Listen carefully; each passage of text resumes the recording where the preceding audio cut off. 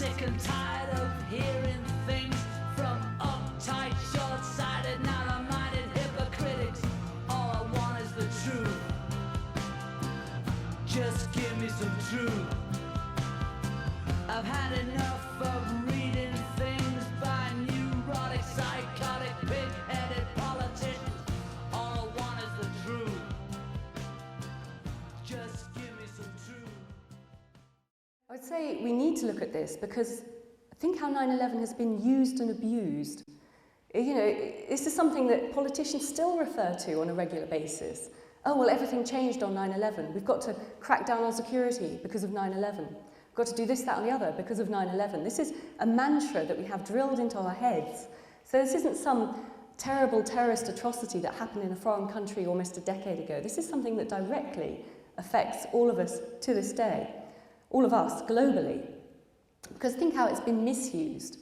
You know, this is the pretext for this unending nebulous war on terror, where there is no defined enemy. Anyone can be targeted as an enemy because of 9/11. The definition grows broader daily. Where we've seen 2 illegal wars waged on the basis of 9/11. The fact they were ready to go into Afghanistan weeks after the attack.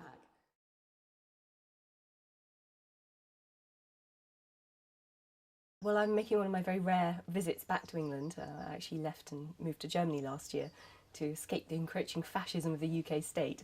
But I'm back here to support Dr. Stephen Hopwood in his campaign as an independent parliamentary candidate in the forthcoming general election. So there's going to be a huge Truth Fest, a big conference of interesting speakers in Totnes tomorrow night, in fact all during the day tomorrow.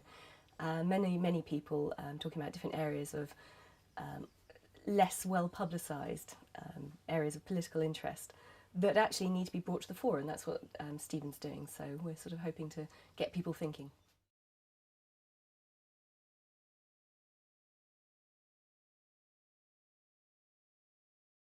I think when Dave first described the plot of MI6 to try and assassinate Colonel Gaddafi, it was really the straw that broke the camel's back as far as my service with MI5 went. Because we'd been there for between 5 and 6 years, both of us working in different sections, and we'd seen so many different things going wrong that you sort of put up with it initially in one section because you think, okay, well, this is just a historic throwback, or this is bad management, and the next section would be better. But the longer you stay, the more you see going wrong. So by that point, it was just a case of, well, we have to leave and we have to do something about it.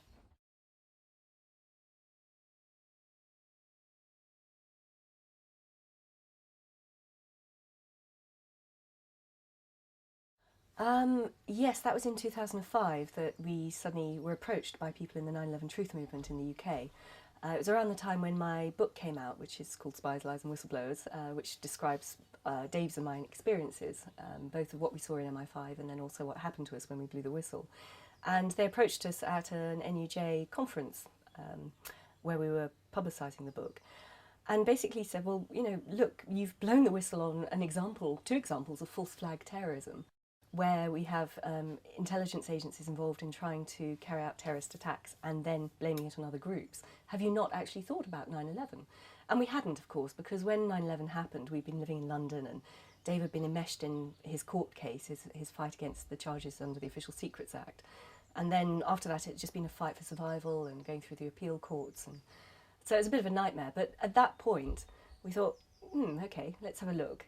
And we were visited a couple of weeks later and handed some books and some videos, and we sat down and read the book The New Pearl Harbor by Professor David Ray Griffin.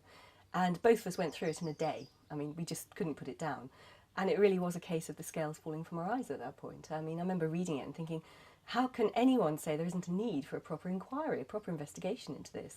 None of the official account really stands up. There is so much evidence out there that contradicts what we've been led to believe. And since then, obviously, I've done more research into it. I became very involved in building up the UK 9/11 Truth movement, and then now I've moved to Europe, sort of working more internationally as well. And I think it's still key. I mean, people in the mainstream media have been dismissive, and now they say, well, it's old news. It happened almost a decade ago. Who cares? But when you think how 9/11 has been misused consistently by our political and governing classes, and they keep saying, well, you know, things change then. And it's been used to take us into this war on terror, the unending war on terror, which is it's going to go on for a generation at least. It's been used to justify the illegal wars in the Middle East, and it's been used to turn our countries into, police states. So I think 9/11 is very much a sort of core part of anyone who wants to campaign around any of these issues or against any of these wars. Because if we can say, and we can very easily say, that the official account does not add up, then we can say, well, the justification for all these atrocities since is removed. So let's have a rethink. Let's pull out of the Middle East. Let's stop the slide toward totalitarianism that we're seeing in our countries. And let's take our democratic power back. So from one chance meeting when I was trying to publicise the book to now, 5 years later, I still think it's a very key issue for us all. And, it does fit. Obviously, we know that false flag terrorism exists. That's what we had to blow the whistle on. That's why we ended up going on the run around Europe, living in exile, all the way through to 2 court cases. So we know that it happens. And the officials in the intelligence agencies are, of course, desperate to cover all this stuff up. But once you know that, then you look at 9/11, it's just so obvious. There's so much evidence, and there's so many credible people now across the planet who are now questioning it.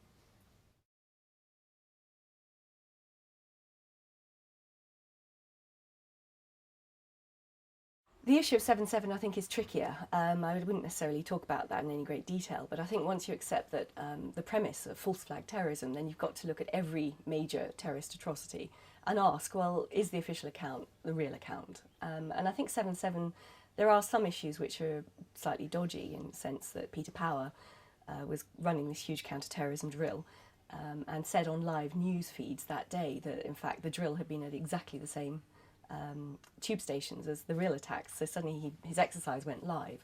So I think that's an interesting point to look at. And also the apparently photoshopped CCTV picture of the 4 terrorist suspects when they boarded the train at Luton. The timeline doesn't add up. So I think there are questions that need answering, but I don't think there's anywhere near as much evidence as there is with 9/11. But of course we've never had a proper official inquiry into it. All we've had was an anonymous report of the official narrative which came out from some civil service office a few years ago. So rightly, of course, people are questioning 7/7 and the families are demanding that we have a proper inquiry. Well, we do have a problem in this country, of course, that we have the 2005 Inquiries Act, which now means that anyone setting an inquiry within the government can actually set out the terms of that inquiry and then can vet the findings. So, of course, we're never going to get a real inquiry. But I think people just need to keep digging.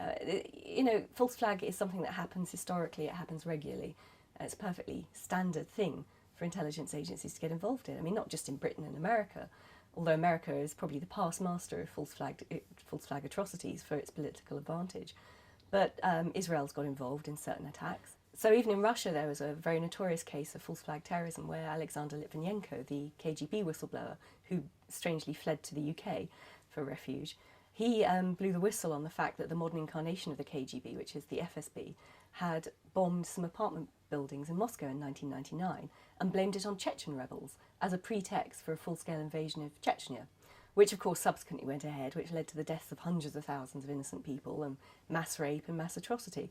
So, every country does it. Every intelligence agency will use false flag terrorism in order to gain political advantage and to achieve their political goals.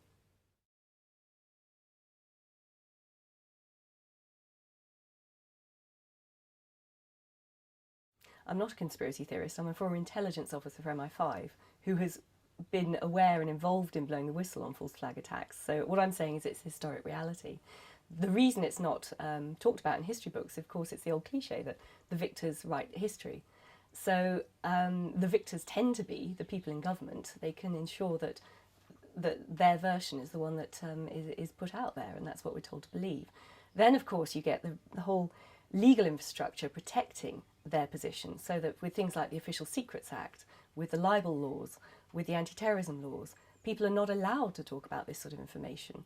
So, and then of course we get the media, which will be banned from reporting it under some of this legislation, but also a media that will self-censor and be prey to government spin and will be controlled by the same sort of people within government. So there are all sorts of reasons why this information doesn't get out there, and I think mainly it's government control and government spin.